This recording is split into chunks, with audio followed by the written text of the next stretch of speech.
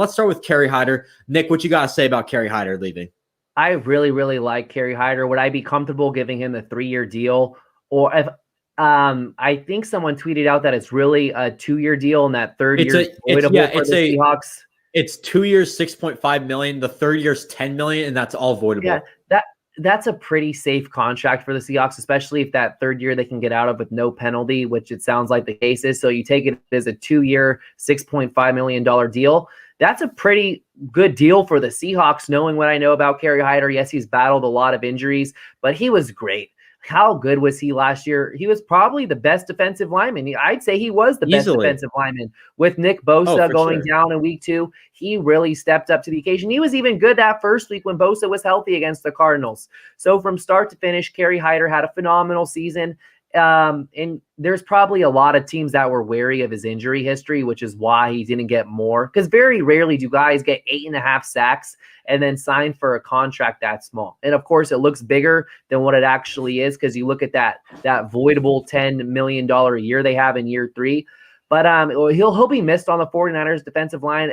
You always need a high motor guy, and Kerry Hyder, best of luck on the Seahawks. It seems just so fitting that he's going to continue to be a great player on the Seahawks because, every player that goes to the Seahawks from the 49ers continues to do well, in my opinion. So, yeah. Mm-hmm. Yeah, I think the injury point's a good point for why Kerry Hyder didn't make the money that most people would after an 8.5 sack season. Yeah. I think the main reason why he didn't make that money is because you look at what he's done with Chris Kruserk and without Chris Kruserk, our defensive line coach. With Chris Kruserk, he has 16.5 sacks. Without him, he has a total of 2.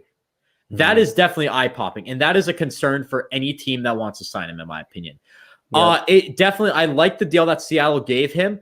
It's a low-risk, high-reward deal, in my opinion.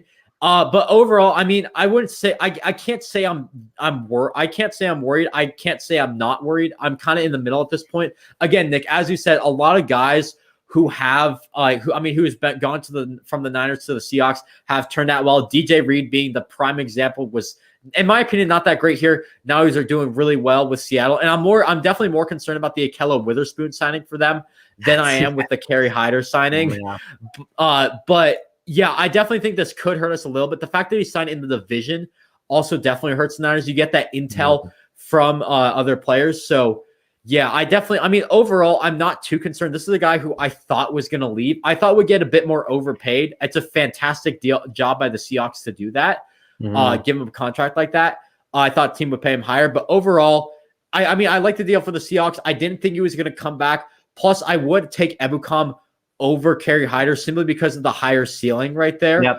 I like that a bit more for the 49ers. Also, I do think he fits that D Ford replacement a bit better than Kerry Hyder did. So I really like it. Also, Ebukam, younger. You can have him for more years.